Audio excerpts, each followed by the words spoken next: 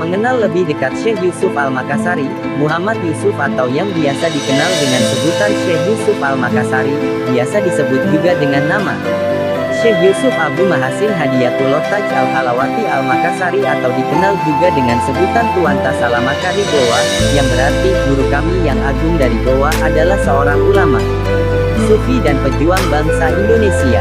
Syekh Yusuf lahir pada tanggal 3 Juli tahun 1626 yang bertepatan dengan 8 Syawal 1036 Hijriah di daerah Goa, Sulawesi Selatan. Dikutip dari lontaran riwayatnya Tuan Tasalamakari Goa, ibu Syekh Yusuf bernama Aminah Putri Jalaran Monsonglowe.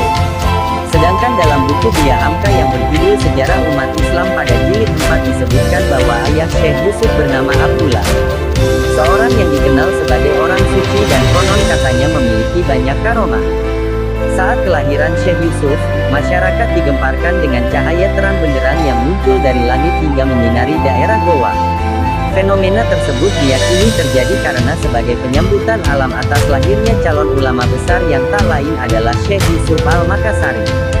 Syekh Yusuf lahir dalam suasana keagamaan yang berada dalam masa transisi, sehingga agama Islam masih tercampur baur dengan kepercayaan sekitar.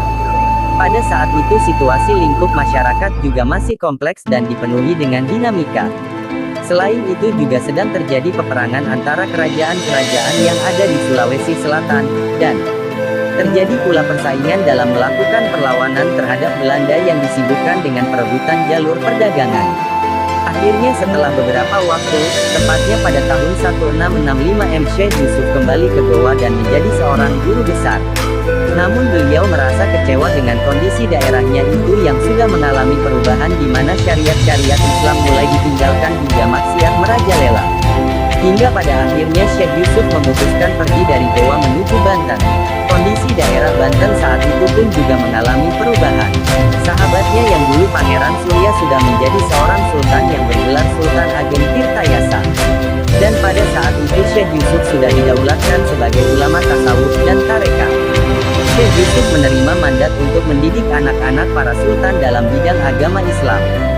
Selain itu beliau juga memiliki peran lain yaitu sebagai guru tarekat, mufti, dan penasihat kerajaan. Syekh Yusuf juga menulis beberapa karya terkait ajaran tasawufnya di Banten. Syekh Yusuf selain dikenal sebagai seorang sufi, beliau juga merupakan seorang pejuang. Hal ini dibuktikan pada saat tertangkapnya Sultan Ageng oleh Belanda yang telah menghasut putra mahkota Pangeran Gusti untuk memberontak pada ayahnya sendiri. Kala itu Syekh Yusuf memimpin 5.000 pasukan untuk bergerilya melintasi daerah Jawa Barat hingga ke Karang dekat Tasikmalaya. Namun pada tanggal 14 Desember tahun 1683 Belanda berhasil menangkap Syekh Yusuf di Sukapura dengan memanfaatkan puterinya Asma, yang sudah tertangkap terlebih dahulu oleh pihak Belanda. Syekh Yusuf pun dimasukkan penjara yang lokasinya sering berpindah-pindah dari Cirebon hingga ke Batavia. Setelah kurang lebih 6 bulan lamanya, Syekh Yusuf dipindahkan bersama keluarga dan beberapa orang lainnya ke daerah Ceylon, Sri Lanka untuk diasingkan. Di Sri Lanka Syekh Yusuf tetap meneruskan perjuangannya untuk menyebarkan agama Islam. Di daerah ini juga beliau banyak bertemu dengan para ulama dari berbagai negara Islam, bahkan salah satu ulama dari India juga meminta kepada Syekh Yusuf untuk menulis buku tentang ilmu tasawufnya. Dan buku ini pun berjudul Kafiyat Al-Tasawuf.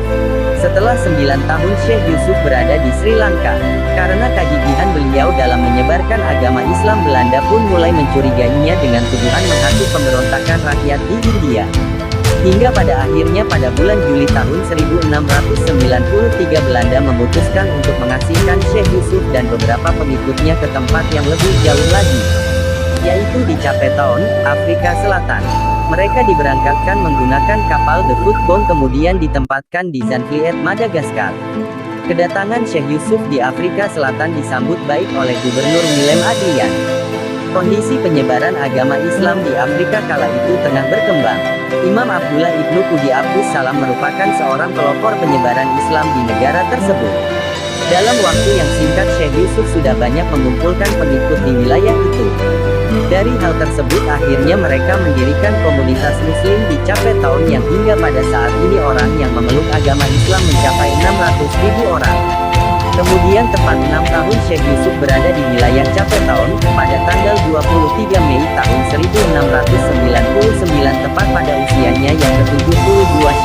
meninggal dunia. Berkat dedikasinya selama melakukan penyebaran dan pengajaran agama Islam di Cape Town yang pada akhirnya memberikan pengaruh sangat besar dalam dunia Islam di Afrika Selatan hingga saat ini. Nelson Mandela, mantan Presiden Afrika Selatan, menyebut bahwa Syekh Yusuf adalah seorang putra Afrika terbaik.